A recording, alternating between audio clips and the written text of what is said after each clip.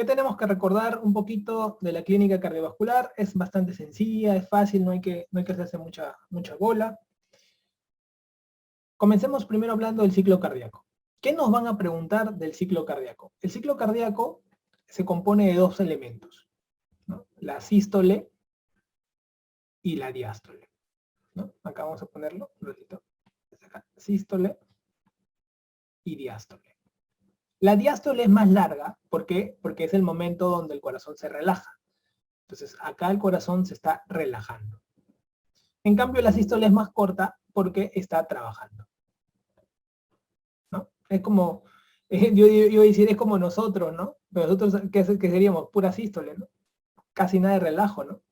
Entonces, en cambio, en la mayoría de personas que trabajan 8 horas nada más, trabajan 8 horas del día y las demás horas se supone que no trabajan. Entonces, pero nosotros estaríamos todo el tiempo en un estado de trabajo. Pero el corazón no. El corazón busca relajarse más que trabajar, porque lógicamente no para nunca. Entonces, esto es importante. Ahora, ya hemos visto que en la sístole hay 2 fases también, ¿no? En cambio, en la diástole hay 3 fases, ¿no?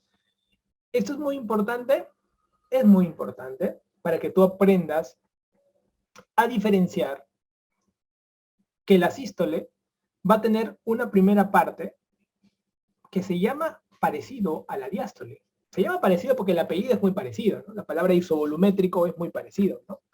Entonces, normalmente una persona dice, ¿no? Doctor, contracción isovolumétrica. Me están hablando de aquí, ¿no? Contracción isovolumétrica, ¿no? Y en cambio en la diástole la primera parte se llama relajación isovolumétrica. Interesante. Esos 2 lineamientos importantes para llevarnos de conclusión de esta lámina. La sístole y la diástole. Diástole más larga, la diástole tiene 3 fases intermedias y la sístole tiene solamente 2. Si nosotros queremos profundizar un poco, la pregunta vendría, se cae de madura, ¿no? ¿Cuál es el elemento que permite comenzar la sístole? El primer ruido cardíaco, R1. El primer ruido cardíaco, ¿qué cosa es, chicos? Es el cierre de las válvulas auriculoventriculares, ¿sí? El cierre de las válvulas auriculoventriculares. A partir que se cierran las válvulas, comienza este periodo, ¿no? Comienza la contracción isovolumétrica y luego la eyección, propiamente. Botas lo que está en el ventrículo, ¿no? Y luego, ¿qué ocurre? Se cierran pues las válvulas sigmoideas porque ya botaste, ¿no? Entonces se cierra y comienza, ¿qué cosa? El R2. El R2 vendría a ser el cierre de las válvulas sigmoideas. El R2. Primero se cierra ¿quién? La más vaga. ¿Quién es la más vaga? La aorta. La aorta se cierra primero que la pulmonar, ¿no? Y luego comienza ya la diástole. O sea, con el segundo ruido comienza la diástole, que tiene justamente 3 etapas. Lo hemos visto. La primera etapa es la relajación. La relajación isovolumétrica. La segunda etapa es el llenado ventricular. Acá. Llenado ventricular. El famoso R3 se va a originar aquí, en esta segunda etapa. El llenado ventricular. Oye, doctor, ¿qué? ¿Hay un R3 también? Claro, hay un R3 que puede ser fisiológico, como puede ser patológico. ¿Cómo puede ser un R3 fisiológico? Por aumento de volumen o aumento de velocidad. Cuando tú estás gestando, aumenta el volumen plasmático. Más o menos 20 a 30%, sobre todo entre las semanas 20 y 30. Entonces, hasta algunos narran que hasta 50%, de acuerdo al tamaño del paciente. Entonces, ¿qué quiere decir? Que cuando aumenta el volumen puede aparecer un tercer ruido. Sería fisiológico porque la gestación es fisiológica. Pero patológico también puede ser, sí, por aumento de velocidad. Por ejemplo, si hubiera anemia o si hubiera fiebre, aumenta la velocidad. Entonces podría haber un tercer ruido. Ah, interesante, ¿no? O sea, puede ser fisiológico, puede ser patológico. Correcto. Y la tercera fase de la diástole, la tercera fase es la contracción auricular. Esta es pregunta examen. ¿Cómo así? O sea, la aurícula se queda con 20% de la sangre y como que no cae, ¿no? Entonces, al final de la diástole, la aurícula contribuye con 20% al llenado de la diástole, hace chic, una contracción. Ese chic, ¿qué hace? cae y nunca se escucha. Nunca. Para que se escuche, o sea, para que haya cuarto ruido, esto siempre es patológico. Nunca es fisiológico. Eso ocurre cuando el corazón se relaja mal. Normalmente cuando la sangre cae, el corazón como que se acomoda, ¿no? No sé si a los futbolistas me van a entender. Cuando les tiran un pase de pecho, para que tú la bajes así tipo Pablo Guerrero, ¿sí? Tú le metes el pechito para adentro, ¿no? Como para acomodar tu cuerpo para que caiga de frente y sigue jugando, ¿no? Los que son futbolistas me van a entender. Pero, ¿qué pasa cuando te tiran el pase de pecho y tú haces así? Presentas el pecho. ¡Pum! ¿Rebota la pelota o no? ¿Y suena o no suena? ¡Pum! Todavía, ¿no? Igualito. Eso quiere decir que el ventrículo, cuando es más duro, mal relajado, suena como si tiraras el baldazo de agua encima de la vereda y se escucha un cuarto ruido. Entonces, la pregunta de examen, ¿cuál es? Acá cae redonda la pregunta. ¿Cuál de los ruidos es más frecuente en la insuficiencia cardíaca? ¿Cuál es el más frecuente? Incluso el criterio de Framingham. El tercer ruido. Por frecuencia es más frecuente. En general, por epidemiología es más frecuente. Pero, ¿quién se ve en los estadios más avanzados? En los estadios más avanzados, el cuarto ruido. Esa es pregunta de examen. Dos tipos de flashcard que te puede hacer ahí. ¿Correcto? Muy bien. Entonces, ¿qué estamos aprendiendo aquí? Estamos aprendiendo que hay 5 etapas en total, ¿no? 2 sistólicas y 3 diastólicas, ¿no? 2 sistólicas y 3 diastólicas. Muy bien.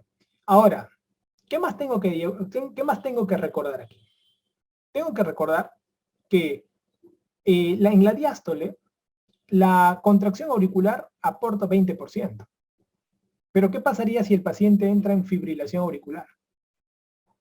Ya no hay contracción auricular. Entonces, cuando hay fibrilación auricular en un paciente cardíaco, este 20% ya no entra ahí. Oye, si ya no se queda, ya no entra el ventrículo, ¿dónde se queda esa sangre? Se va llenando la aurícula, se llenan las venas pulmonares y va ascendiendo, y se llena el pulmón. Y el pulmón se llena de agua. ¿Sí? Entonces el paciente puede entrar en edema agudo de pulmón. Entonces un paciente cardíaco que de la noche a la mañana comience con falta de aire, con sudoración, todos piensan que es infarto. Le toman troponina, todo normal. De cajeto, normal. Pucha, pero ¿por qué le falta el aire? Le tocas neumonía, doctor, escucho crépitos, escucha los dos lados. Está en los dos lados, doctor. ¿Está difuso o solo en las bases? Está difuso, doctor. Ya, pues eso no es neumonía, no te pases. Es un edema de pulmón. El pata se ha hecho, a ver, tócale el pulso. ¿La has tocado o no? No. Tócale, pues, funciones vitales, pero hermano. Doctor, no se siente como que medio raro. Lo siento que se mueve mucho. Está fibrilando. Ha hecho fibrilación. Ahorita está haciendo una insuficiencia cardíaca congestiva, una falla cardíaca aguda por la fibrilación auricular. ¿Qué tenemos que hacer? Corregir la fibrilación primero. Y meterle ahorita diurético para que bote toda esa agua en exceso. Entonces ya te vas imaginando cómo es el manejo. Pero qué importante es manejar esta parte básica. ¿Sí? Entonces, datos puntuales. La última etapa es la contracción auricular. Algunos le llaman refuerzo presistólico también, ¿eh? Refuerzo presistólico. ¿Por qué? Porque está antes de la siguiente sístole. Por eso se llama refuerzo presistólico. ¿Ya? Refuerzo presistólico. Entonces, esto es importante, chicos, ¿eh? Se puede perder la última etapa de la diástole en la fibrilación. Dato importante. ¿Ok? R3, ya sabes que cuando es fisiológico o cuando es patológico. Situaciones. Y R4 solamente en casos patológicos. O sea, paciente con una falla cardíaca por X razones que está totalmente avanzada. Puede ser hipertenso, valvulopatía, cualquier patología que haga que el corazón se relaje mal, ya está totalmente remodelado con los años, todo dañado, y puedes escuchar un cuarto ruido, ¿no? Normalmente, ustedes escuchan así, ¿no? Dum tac, dum tac, dum tac, ¿no? Primer ruido, dum, segundo tac, ¿no? Cuando escuchan un tercer o cuarto ruido, dum track, dum track, dum track, dum track, dum track. Entonces va jugando y tú dices dum sístole, ¿no? Tac, dum sístole. Incluso tú pones tu pulso, toca el pulso radial, 3 dedos, pa, chapas, y oculta el corazón. Si tú escuchas un latido y luego sientes el pulso, ¿qué estás sintiendo? Estás en sístole, pues. Dum, y luego ves pulso. Dum, pulso. Dum, pulso. Quiere decir que hay dum, cierre auriculoventricular, sístole, estás en etapa sístole y se siente el pulso. Estás con el pulso estudiando el corazón también. Entonces puedes usar tu estetoscopio y escuchar, qué chévere, puedo encontrar si es sistólico o diastólico. Eso sirve mucho para regular, sobre todo cuando hay arritmias, y ver más o menos en qué etapa está ese soplito que se escucha, ¿no? Cuando veamos soplo vamos a analizar esos detalles. Ahora, hay unas características que también quiero que recuerden, que son estas tres. Normalmente el segundo ruido, siempre la aorta se cierra primero que la pulmonar. Pero hay una condición fisiológica que es la inspiración. Cuando uno inspira, trae más sangre al ventrículo derecho, a la cavidad derecha. Entonces se demora en vaciarse más el ventrículo derecho, ¿no? Haciendo de que la válvula pulmonar se demore en cerrar. Entonces, ¿qué ocurre acá? Que la aorta se cierra, primero como siempre, pero demora un poquito más en cerrarse la pulmonar. Eso se llama desdoblamiento fisiológico. Desdoblamiento fisiológico, ¿no? Por la inspiración que se da. Pero ¿qué pasaría si el paciente tiene una hipertensión pulmonar? También, pues, ¿no? Habría más retraso en descargar todo el ventrículo derecho, pero se llamaría desdoblamiento patológico. ¿Por qué? Porque se daría tanto en inspiración o como en expiración. Y en el caso de un paciente que tenga hipertensión arterial, se puede hacer al revés, que primero se cierra la pulmonar y después la aorta, porque demora en descargar más a la aorta propiamente. Entonces sería desdoblamiento patológico invertido, se llama. Desdoblamiento patológico invertido del segundo ruido, ¿no? Primero se cierra la pulmonar y después la aorta. Y hay otro que se llama segundo ruido fijo, o desdoblamiento, mejor dicho, desdoblamiento del segundo ruido permanente o fijo. Esa palabra es cuando un paciente tiene una comunicación interauricular. Que la sangre todo el tiempo está entrando acá y lógicamente todo el tiempo hay más sangre en el ventrículo derecho y por lo tanto la aorta está muy separada de la pulmonar tanto en inspiración como en expiración todo el tiempo. ¿Ok? Eso es muy importante. El desdoblamiento patológico es que no importa que hagas una inspiración o una expiración, ¿no es cierto? No importa en verdad. ¿Por qué? Porque hay algo que está evitando que descargue el ventrículo, ¿no? Si por ejemplo tienes una hipertensión pulmonar, pues la pulmonar se demorará en cerrar todo el tiempo porque tiene que descargar el ventrículo al pulmón. Entonces va a haber un desdoblamiento patológico todo el tiempo, tanto en inspiración como en expiración. Cuando uno habla de fisiológico es porque solo se da en inspiración, pero cuando es patológico puede darse en inspiración o expiración. Cuando es un desdoblamiento invertido, significa que la aorta se cierra después de la pulmonar, algo que normalmente no ocurre.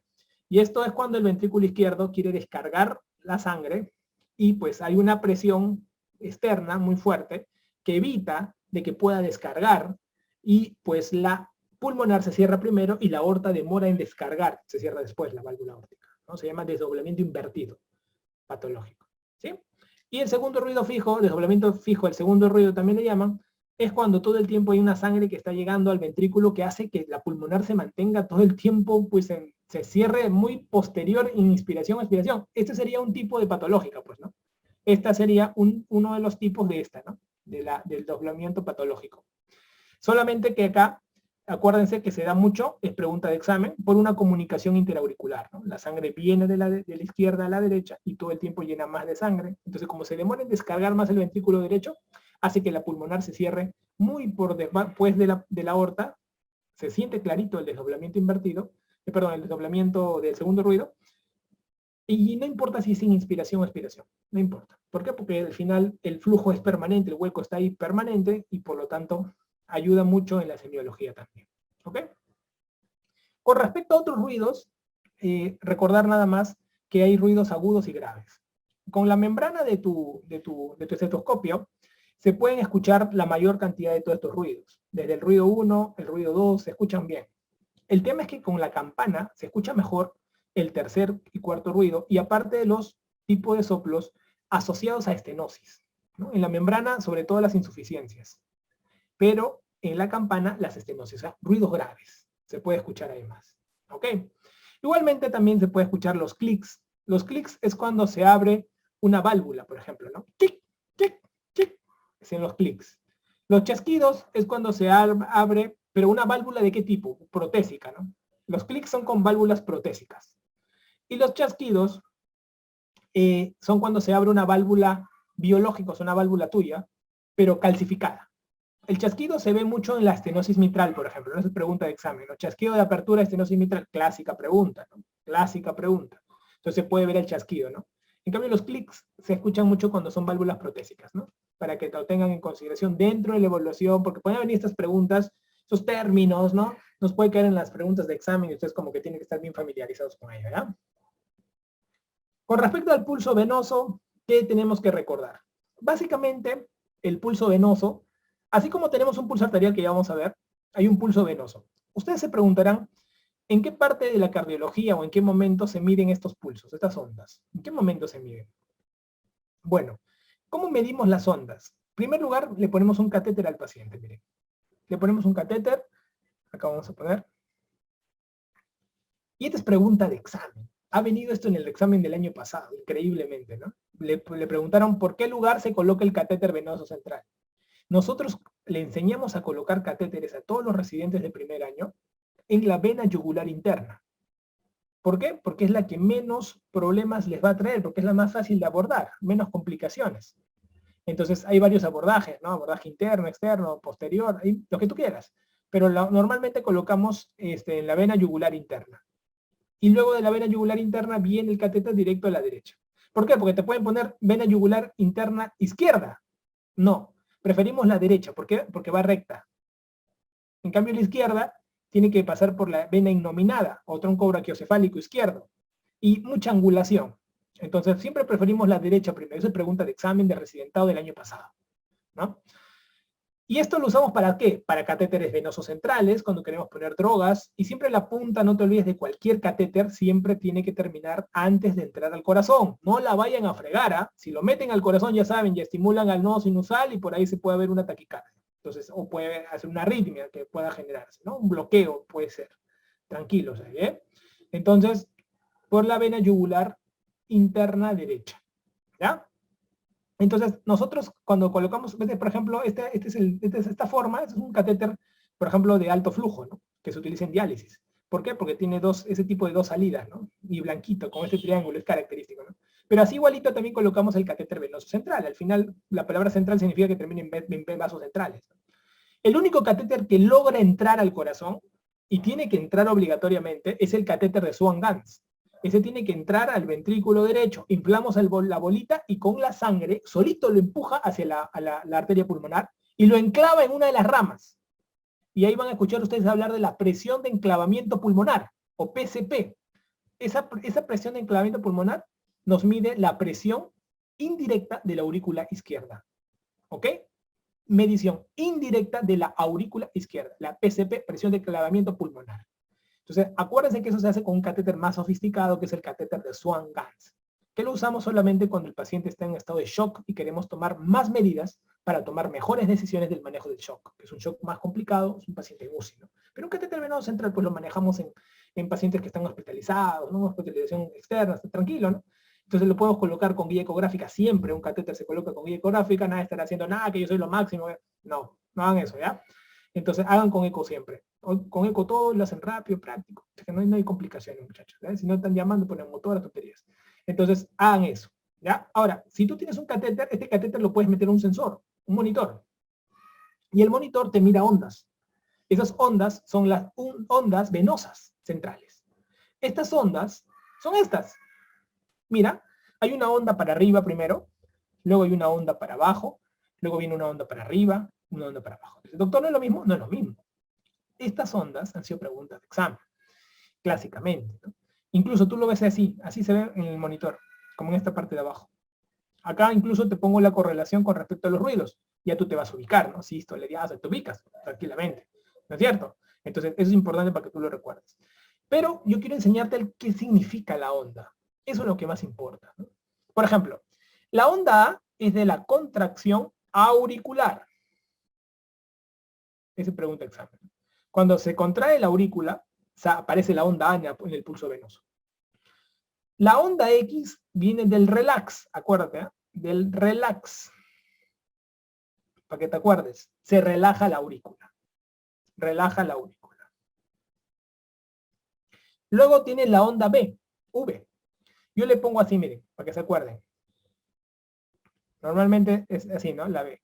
Pero yo pongo dos palitos así como para que parezcan dos L's. ¿De qué? De llenado. Llenado ya de sangre de la aurícula. Para que te acuerdes, pues. Todo lo que hago para que te acuerdes ahí. Y luego viene la palabra y. Que pongo acá. Y sale. ¿Cómo que y sale? O sea, apertura de la válvula tricúspide. Entonces, mira, estos son los 4 elementos. ¿Qué han preguntado? Dos cosas. Uno, ¿en qué enfermedad desaparece la onda A? Pregunta fácil para ustedes, ¿ah? ¿En qué enfermedad desaparecería la onda A? Que tú en tu cabeza dices, onda es contracción auricular. ¿En qué enfermedad? Correcto. Fibrilación auricular. Automáticamente. Ah, fibrilación auricular. Pregunta clásica. Segunda pregunta. ¿En qué enfermedades aparecerán la onda X y la onda Y profundas? ¿En qué enfermedades? En enfermedades que hagan que no se relaje bien la aurícula, porque algo debe estar comprimiéndolo por fuera, que no se relaja, la maldita quiere relajarse y no la deja. Y la otra, que no permite salir toda la sangre. Algo está pasando afuera que no comprima. Cualquier cosa que comprima el corazón, chicos. Cualquier cosa que comprima el corazón. Generalmente, patología pericárdica. Patología pericárdica. Puede ser un taponamiento cardíaco o una pericarditis constrictiva. Por tema de preguntas de examen, el taponamiento cardíaco lo asocian más a las ondas X. Por tema de pregunta de examen, ojo, podría ser asociado a la onda Y y no pasa nada. Y también la pericarditis constrictiva lo asocian más a la onda Y.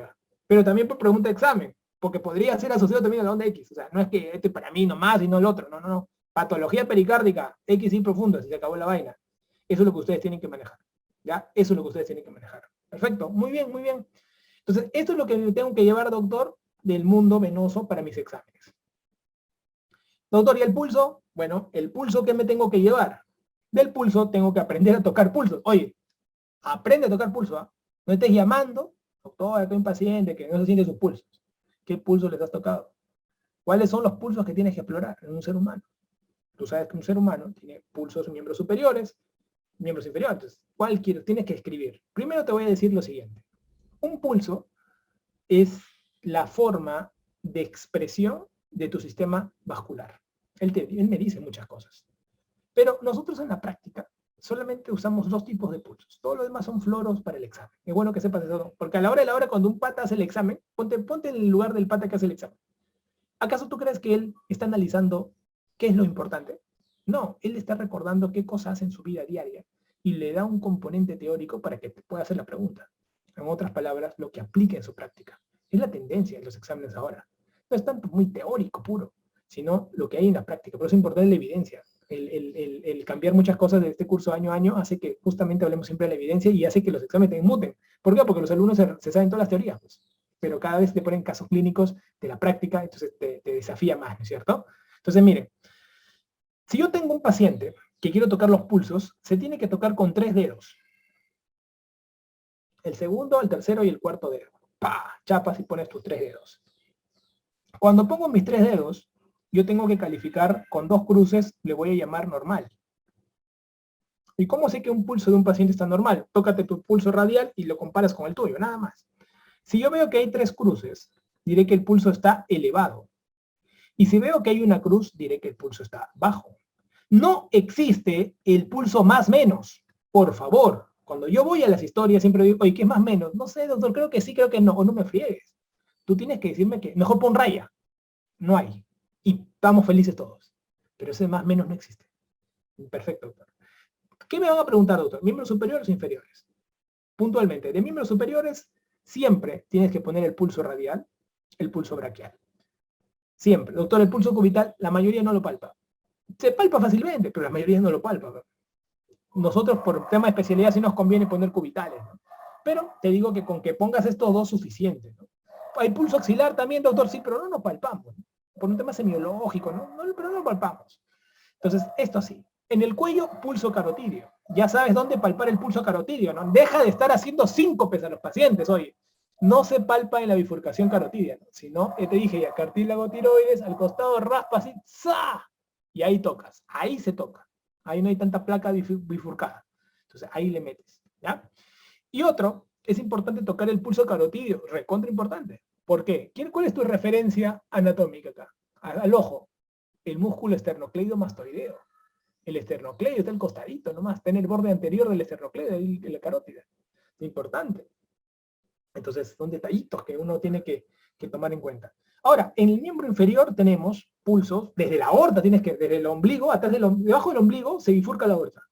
Pero la gente, por la guatita, no podemos tocar el pulso aórtico, no hay pulso aórtico, ¿no? Seas maldito, ¿eh? Entonces, tienes que de frente comenzar con el pulso femoral.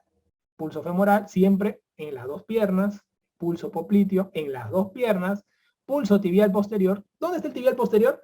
En la cara interna del pie, del tobillo, cara interna, ahí, atrásito, ahí. Justo en la cara interna del tobillo, ahí tienes que ir, ¿ya? Una vez le dijo un alumno, médico, doctor, toque el pulso tibial posterior.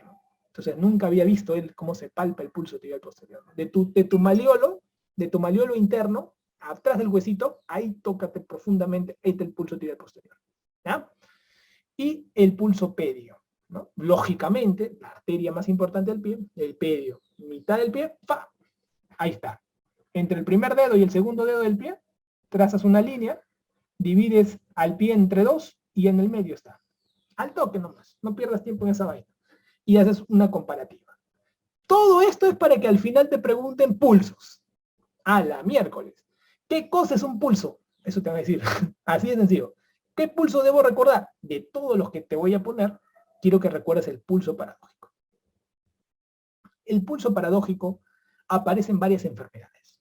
Cuando uno estudia el pulso, ve la onda más alta es la sistólica, la más baja está en etapa diastólica. Hay a veces que se puede ver esto en un monitor, ¿no? Se llama incisura ticrota, es el cierre de la válvula aórtica. Cierre de válvula aórtica. ¿Ya? Por si alguna vez te preguntaran, no creo, preguntan, yo siempre te voy a resaltar si es una pregunta contemporánea y una pregunta antigua, ¿no? Porque pasan por mí todas las preguntas de examen, pero es un tema de que tú tienes que tener la orientación, ¿ok? Miren, el pulso paradójico es un pulso, como su nombre lo dice, que es contrario a lo que tú te imaginas. ¿Por qué contrario a lo que yo me imagino, doctor? Es muy sencillo, mira. Normalmente cuando una persona quiere aumentar la cantidad de sangre que sale del corazón, tiene que aumentar la sangre que llega, ¿o no? Claro. ¿Cómo tú logras aumentar la sangre que llega? Inspirando, ¿no? ¡Fua! Chapo mucha sangre y llego a la cavidad derecha, ¿no? Eso es lo que yo hago, ¿no? Perfecto. Eso es lo normal, siempre y cuando no haya nada que altere la estructura cardíaca interna.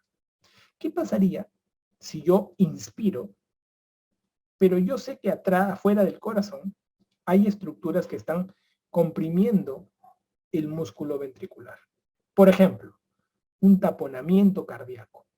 Mejor dicho, no le vamos a poner taponamiento, vamos a ponerle derrame pericárdico. ¿Es lo mismo taponamiento que derrame pericárdico, chicos? No, no es cierto. Derrame es cuando hay agua, no sabemos cuánta, pero hay agua. Y taponamiento es cuando esa agua que está afuera está haciendo una alteración hemodinámica, o sea, está haciendo hipotensión en el paciente, básicamente. Eso es para palabras de examen, para términos de examen, eso es taponamiento cardíaco. Taponamiento igual a alteración hemodinámica. Se acabó. Tú cuando alguien veas preguntas, ves la presión arterial menos de 90, es hipotenso. Para pregunta de examen, esa vaina es alteración hemodinámica. ¿Ya? Presión arterial sistólica menor de 90. Pregunta de examen, ¿eh? Para pregunta de examen, esa es la vaina. Ahí te toca para taponamiento. Se acabó. Doctor, es que en las clases había taponamiento y derrame, no sabía cuál marcar. ¿Cómo está la presión? Está en 85. Menos de 90 no. Sí, ya pues taponamiento. Para ellos, en su cabeza, la definición de alteración hemodinámica es grande, es presión arterial menor de 90. Ah, interesante.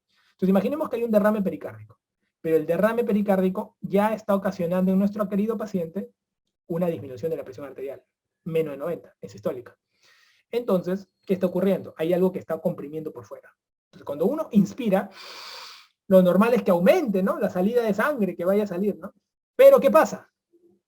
Como no, el corazón no puede distenderse hacia afuera, se va a distender hacia adentro. Y al distenderse hacia adentro, ¿qué ocurre? Mire, empuja el septum interventricular.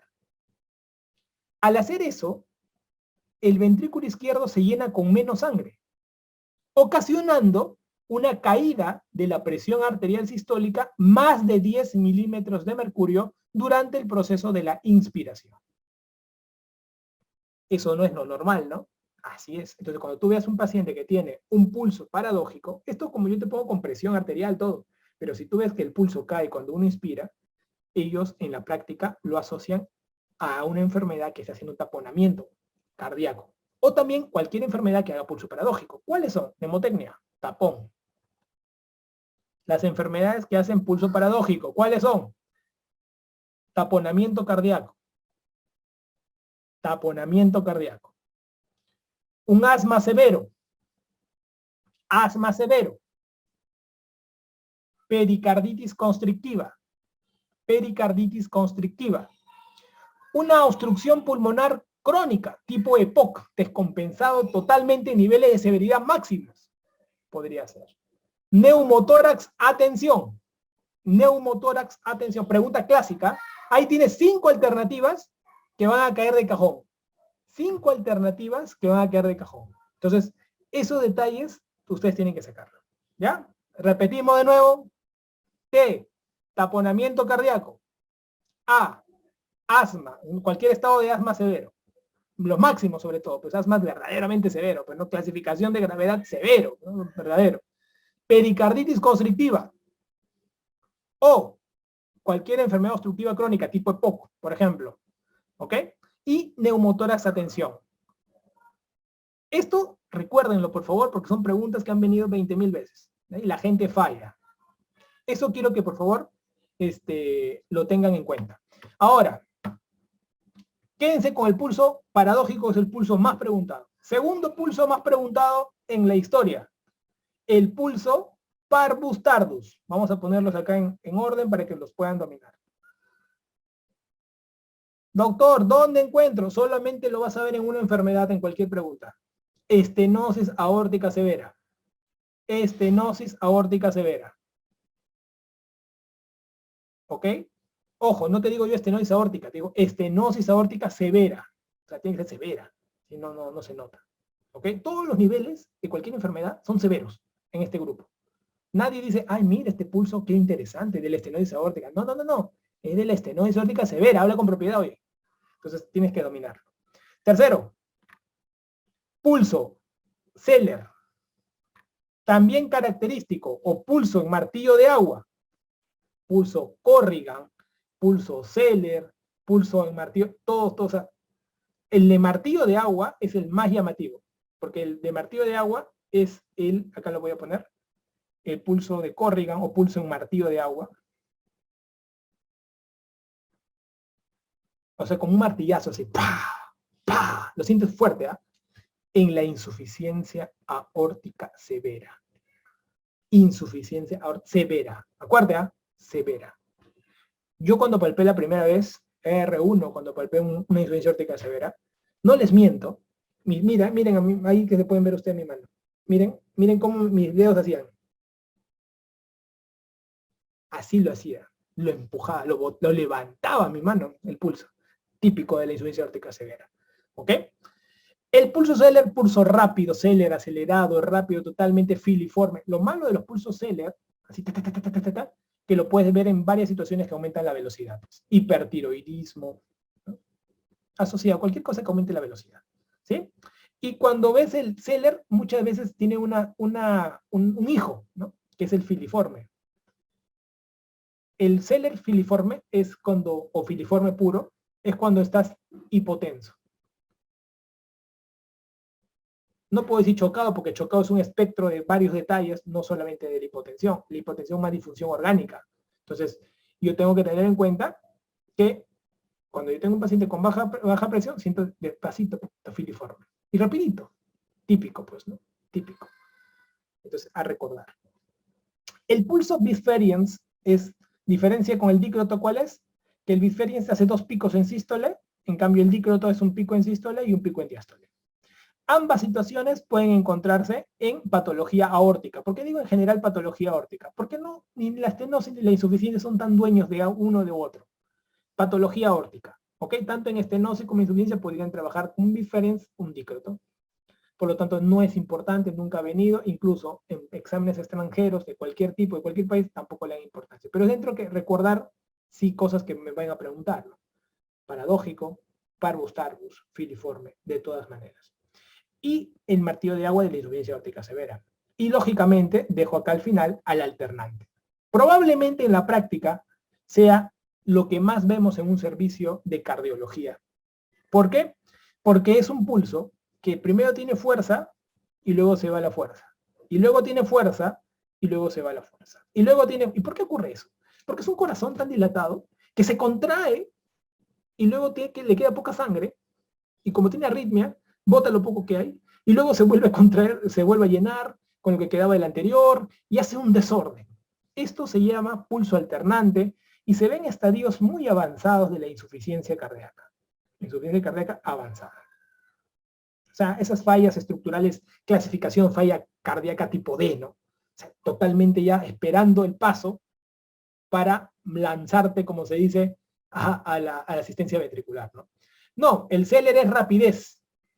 Zeller, hipertiroideos, rápido, Zeller, acelerado, ¿no? Dentro de los Zeller, acompañados de los filiformes, porque son rápidos, pero que no se sienten mucho, que son de los hipotensos. Aparte, es el martillo de agua, aparte, es de la insuficiencia aórtica severa. El martillo de agua, pum, pum, pum, ¿no? O pulso de Corrigan, ¿no? Lo pueden encontrar. En epónimos, a nivel de pulsos, no son exquisitos, así que no hay que prenderse mucho epónimo aquí, ¿no? Así que para que lo tengan en cuenta. Los epónimos nacen en las valvulopatías. Ahí sí tienen un poquito más de epónimos, que vamos a resaltar algunos cuando lleguemos a la parte de patología propiamente. ¿Ok?